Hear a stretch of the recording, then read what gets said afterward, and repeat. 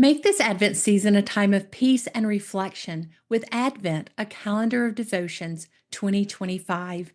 Each day's reading draws you closer to Christ's light, offering hope and joy for your journey. Available now at Cokesbury.com, your source for meaningful Advent resources. Many United Methodists have memories of summer camp being full of fun and friendships. But it's also a place where faith comes alive through powerful worship and real spiritual growth. Discover how these sacred camp moments are impacting young people long after summer ends, and how your local church can be part of the story. Hi, my name is Crystal Cavanis. I'm your host on Get Your Spirit in Shape, and today I'm here with Garrett Hammonds. And I'm so excited to have this conversation with you, Garrett. Our friendship goes back about 6 or 7 years. It's been a while since we've talked, and I know that you're in a new position, and that's why you're here today, is to talk about that. But before we get started, just tell us a little bit about yourself. Yeah, so I'm happy to be here. I I'm from this area. I'm from where Camp Wesley Woods is. I actually went to high school just down the road, like 10 minutes, which is exciting, but also not what I ever expected. I didn't expect to work 10 minutes from where I went to high school, but I'm the director at Camp Wesley Woods, and we just wrapped up our first summer season.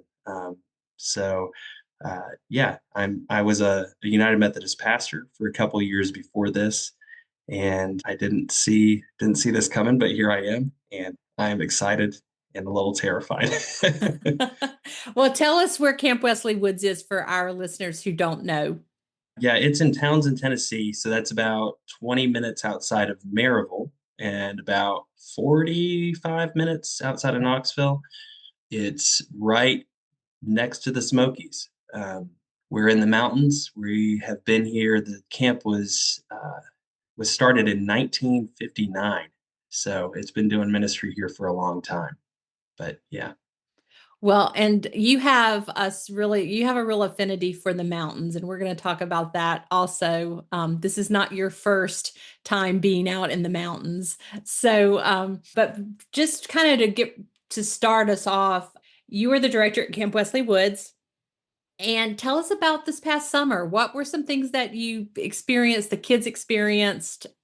We talked about this before we started recording, and I think there's a lot of United Methodists who don't realize that camps are thriving through across the United Methodist connection. And I'd love mm, to just hear about your summer. yeah, yeah. So honestly, I didn't really know what to expect. I did not grow up United Methodist. I grew up Baptist, and then when I was a teenager, I joined the United Methodist Church.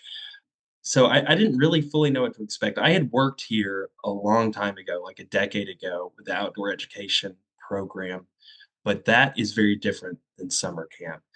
So walking into summer, didn't really know what that was going to look like, but it's been amazing. It has been amazing. I worked in two previous churches before this. That one of them had a pretty good children's ministry, and the other one hadn't had one for quite a while. But being able to do ministry with kids and young adults was just amazing. We had 375 campers this summer, and one of the things that stood out to me probably the most was for training. We have, these young adults, people in their 20s who are showing up to camp to be counselors, to do all the different jobs at camp. And that's so exciting to get to like talk to them and grow with them.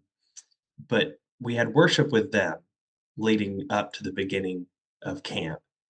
And then I remember when all the campers started to arrive and being in the pavilion where we have our worship services at night and just hearing all of these like little voices just rising up, just an entire like choir of kids' voices just singing and worshiping. And that was something I don't know if I've ever really experienced, especially not in a church in a really long time. And so that was just very, very powerful to see. Wow, there are a lot of young folks and kids who are coming to this place, worshiping God and having a powerful experience connecting with Jesus. And so that was nice. That was a pleasant surprise.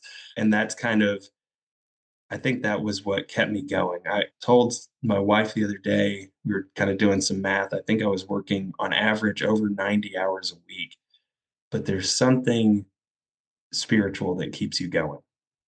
So, What do you think that is? okay, this is going to make me maybe sound really, really strange. I was I told this to we were having a leadership meeting, but I remember at some point this summer, I think it was a psalm I was reading, and it was talking about like David saying that God gives him the power to jump over walls or something like that, or leap over walls. And for whatever reason, it stuck in my head that that's the Holy Spirit. Like I think it was the Holy Spirit that gave us the strength to do all of the things this summer that I don't think we could possibly do on our own. Like I could not, I mean, I love working in an office. I love doing kind of the day-to-day things, but I couldn't do that 90 hours a week. But this summer, I really think God brought us through. And I think it's because he wants these kids to know him and he wants campers to experience his love. And he wants the counselors who are people in their 20s who come from all different backgrounds, all different denominations, different countries, to be connected to him and growing in him. And this is a powerful place where our denomination gets to actually minister to people who are not normally sitting in our pews. So that's been really, really powerful for me. Wow, that does sound powerful and really special to get to be a part of that on a daily basis. When you're seeing these kids there, Garrett, how does that make you feel about the future of our church? It makes me feel really hopeful. I wish that we could have everyone somehow be a fly on the wall for our Vespers service, which is like our well, any of our worship services, but Vespers is the final worship service we do on Thursday nights with campers. And it's just such a powerful experience to see kids who not out of coercion or pressure or anything like that, they are just experiencing the love of Jesus and choosing to follow him. And it's powerful. I mean, I think I cried just about every single Thursday night, and I wouldn't even think it was gonna happen, but when people have shown up who haven't even known what to expect, who get to witness that, they come away transformed. We had a few, ministers and residents, the people who kinda lead the worship and the different things that happen throughout the week, worship and what we call morning watch is like a morning devotion. Um, and they were speechless at the end of Vespers because they some of them said, we haven't seen worship like this in so long. And they're talking about kids. They're talking about kids. So it makes me feel very hopeful. But we need to not let it end on that Thursday night. We need to be supporting the camps, connecting with them and seeing how we can connect with those families because there's an awful large number of campers who weren't plugged into churches. So hopeful, but recognizing we've got work to do. So that sounds kind of like a call to the local church and those of us in the local church to really just to kind of keep people are out there and the kids are wanting it, the families are clearly wanting it because they sent their kids to camp. Mhm. So that sounds like maybe some maybe suggestions or maybe a little more strongly than suggestions for us in the church to really be connecting with those families and those kids. Is Yeah. there something in place where that could happen? I mean, yes and no. We to be honest, when I stepped into this role, I don't know now, I don't know everything that's happened here. So you take what I'm saying with a grain of salt. But there wasn't something so much in place in connecting campers to kind of follow up beyond summer camp. But what we started to do, and what we want to continue to implement in the future is to reach out to those churches and sometimes to parents as well when the campers have expressed that, they've made the decision to follow Jesus. They've made the decision to reconnect with Jesus, or it's a surprising number of campers who feel a call to ministry, and a surprising number of these campers, don't have a connection to a church. I mean, there are kids who have, or parents actually, because they're the ones filling out the forms, who say, even they're agnostic or part of another religious tradition, and and they're sending their kids to camp, and their kids are meeting Jesus, and that to me is really exciting. So there needs to be some more structure in place to connect them, and we need the help of the churches for that. You're in the Halston Conference, which Mhm. serves East Tennessee, parts of Southwest Virginia. So you know about the camp situation, the camp's offerings in that conference, of course. But this is going on across the connection. Mhm. I Do you have a sense for, this is this a are you guys an isolated event? Is this happening in every conference camp? So we're not isolated. I think this is something that is happening in all the conference camps.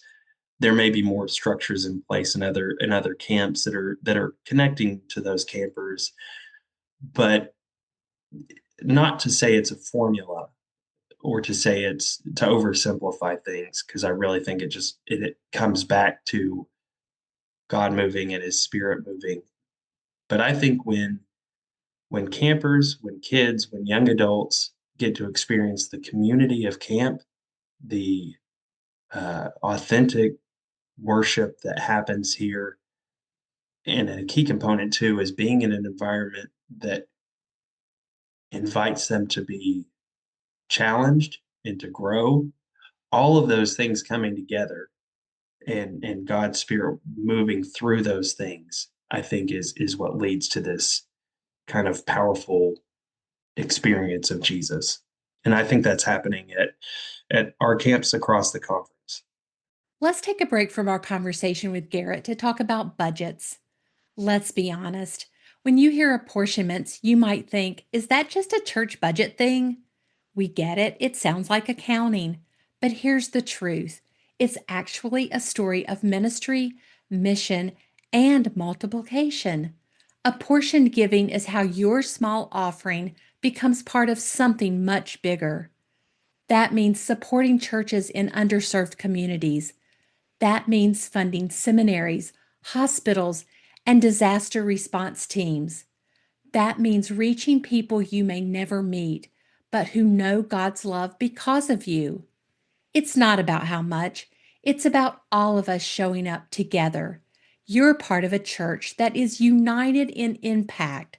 That's a story worth sharing and a story worth being part of. It starts with you and your faithful generosity. We are the people of the United Methodist Church, and together we are united in impact. Visit resourceumc.org/united in impact to learn more. Now back to our conversation with Garrett. As you're talking, Garrett, I hear you talking about how these kids are transformed, but I'm kind of curious from the beginning of the season to now, how has your faith been transformed? Oh, it has felt like reading the Psalms. It's felt like a roller coaster. Like sometimes it's just like I'm on top of the world. It's like, I trust God fully, and everything's gonna work out, and God is gonna just like handle everything. And the next moment, I'm like, everything feels like it's going unhinged and off the rails. And God, where are you at? But in the long story of summer, um, I feel like I've grown closer to God, and just it's one of those moments where it's like you realize, it's one of those periods where you realize what faith actually means. Like faith is not just a head thing. It's not just um, a set of theological like checklist things that we agree to. It is a relationship of actually you have to put yourself and all of who you are on the line and trust that God can handle that. And that is really actually hard if we have faith. I think it's simple and sometimes it feels like all things are easy, but there's a real challenge to it. So, I really like that phrase, faith is not a theological checklist, because we like to check things off, don't we? Like to be told what the checklist looks like, and then we like to go behind and check them off. But I think mhm, you're right. Faith, authentic faith in an authentic world definitely is not formulaic at all. Yeah. mhm, So you and I know each other because you were part of the Appalachian Trail Chaplaincy, which is a ministry of the Holston Conference, which that ministry puts one or more folks on the Appalachian Trail for the season to through hike or section hike and just be out there as a presence, a loving presence to minister as needed on the trail. In 2019, you and your then fiance Kaylee Pierce were commissioned to go out on the trail and did complete the through hike. And I'm curious, how did your experience on the AT through hiking the AT, how has that been beneficial maybe? Or what did you learn there that you've been able to put into, at Camp Wesley Woods?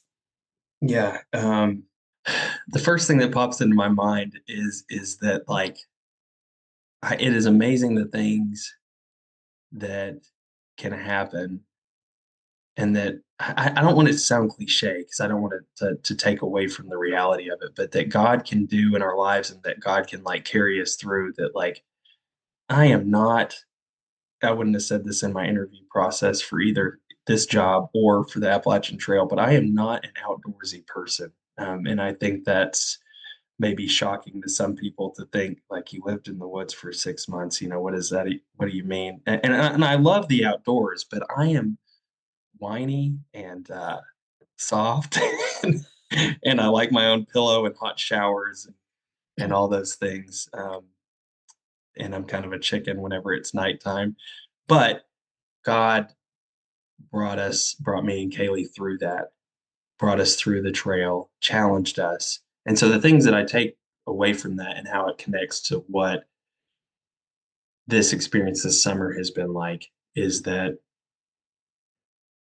God can use me even in my like fragile softness and whininess to still do things beyond what I could possibly do myself.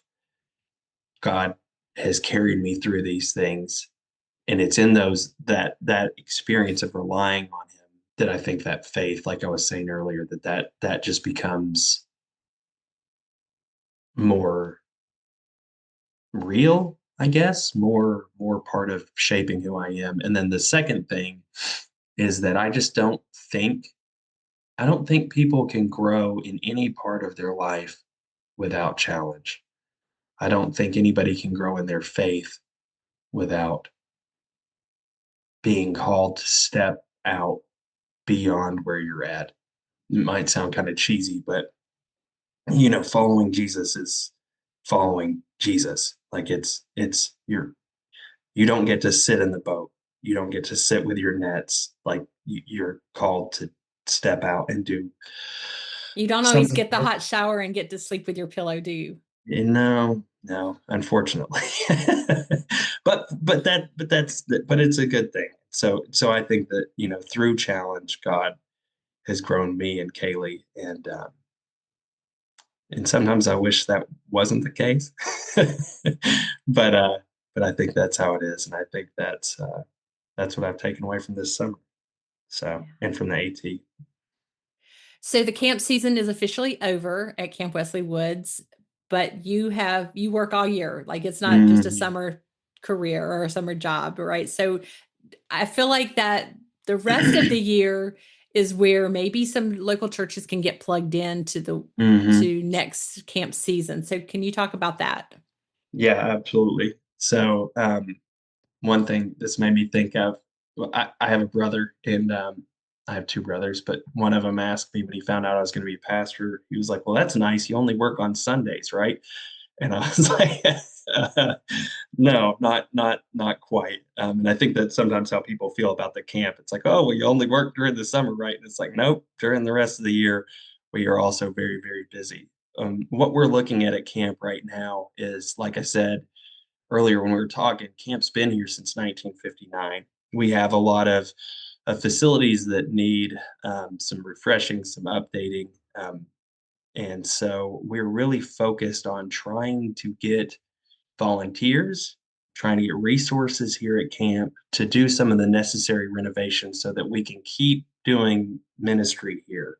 You know, where Vespers happens is in a pavilion that has a roof that needs to be repaired. There's buildings that need to be painted. There's all sorts of things. So I mean, we appreciate anyone who wants to show up to volunteer, anyone who wants to support us financially. There is a lot of work to be done here. It is a community. It's like a little city in some ways.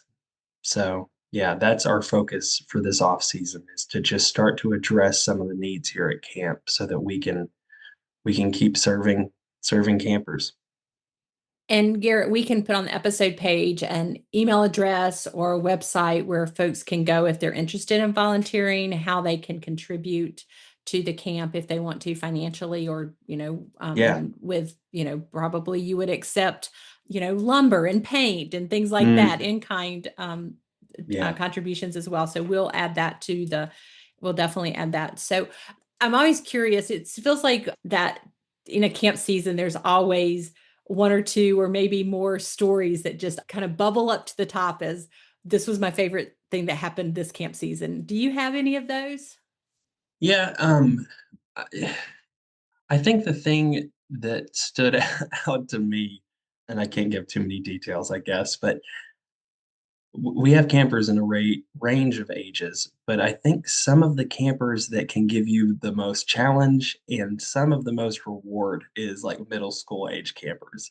They are all of the emotions and all of the excitement and all of that. But in particular, there was a story of these two campers who that hadn't been getting along, and there were this one camper in particular just really struggled to fit in, and there had been some pretty significant tension among them.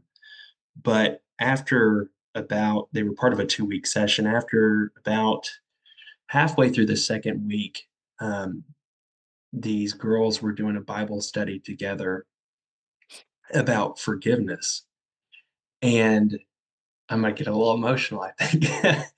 And they came up to their counselors and they said, "We talked about forgiveness, and we've talked with this girl who they were having issues with, um, and we decided to forgive her, and we're all friends now.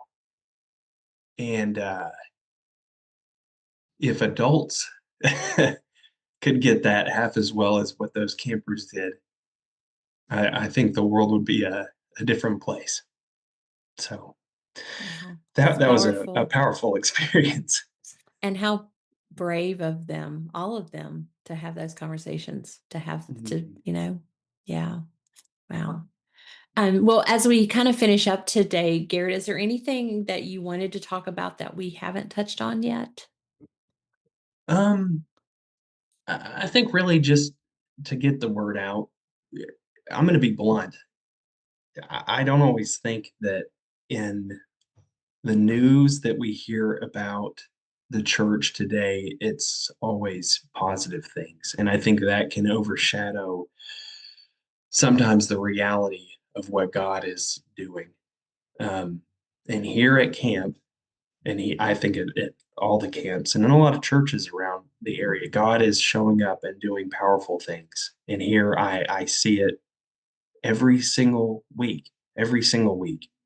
Young kids and young adults following Jesus and choosing to follow Jesus.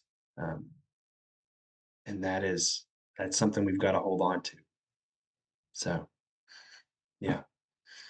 I talked to a lot of ministers and some bishops on the podcast, and I sometimes will ask about their call story.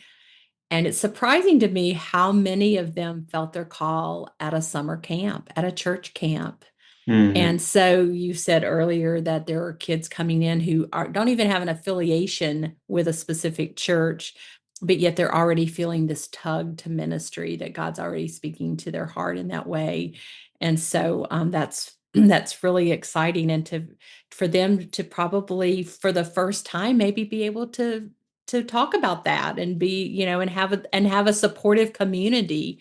It's the formation piece that's happening there is just so powerful. Yeah. Yeah. Absolutely. Absolutely. And it's just exciting. I mean, it is challenging, but it is so worth it. Yeah. Well, as we finish up today, I'm going to ask you the question we ask all of our guests on Get Your Spirit in Shape, and that's, how do you keep your own spirit in shape? Yeah. So a couple things.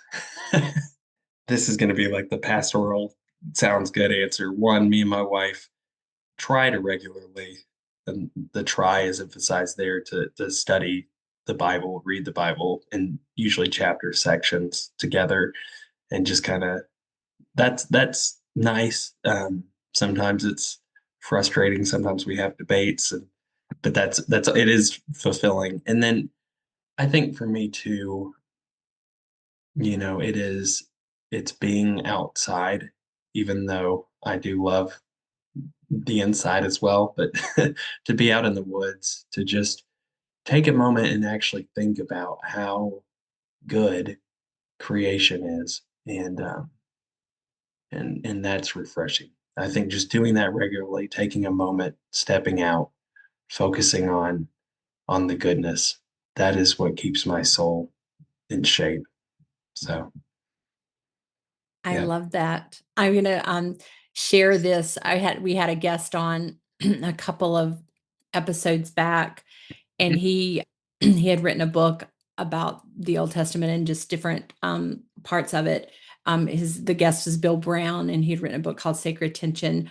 And in the conversation, and in the book, he talks about that the word for man in the Hebrew is Adam, which we would call Adam, and the word for ground or earth is Adama, which is Adamah. And so, man comes from the ground, and so we're all groundlings. And I've Mm, really adopted that in my own, like my those folks closest to me are hearing me talk about how I'm a groundling and I love being, mhm. near the ground. And so I can definitely appreciate that. That's how you keep your spirit in shape, is like being there in creation. It's God's creation is amazing. And so you're getting to be a part of that on a regular basis. I can appreciate how that encourages you and enriches your life. So, Yeah. Yeah, yeah, absolutely. And that's our mission statement. It's about connecting people to Jesus in his wonderful creation. yeah. So, I love yeah. it.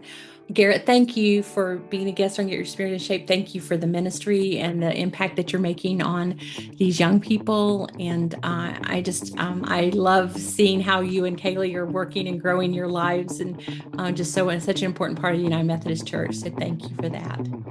Thank you so much. It was good talking with you. That was Garrett Hammonds, director at Camp Wesley Woods. To learn more, go to umc.org/podcast and look for this episode, where you'll find helpful links and a transcript of our conversation. If you have questions or comments, feel free to email me at a special email address just for Get Your Spirit in Shape listeners, gysis@umcom.org. If you enjoyed today's episode, we invite you to leave a review on the platform where you get your podcast. Thank you for being a Get Your Spirit in Shape listener. I'm Crystal Cavanis, and I look forward to the next time that we're together. Today's Get Your Spirit in Shape episode was brought to you by Cokesbury, your partner in ministry this Advent season. Make this Advent a season of hope and connection with Advent, a calendar of devotions 2025. This meaningful and affordable resource offers daily readings from the first Sunday of Advent through Christmas Day, each with scripture, a short devotion, and a prayer or practice. Perfect for your congregation, outreach, or as gifts. These booklets come in packs of 10, can be personalized with your church's details, and are also available as an ebook or daily email. Order today at cokesbury.com.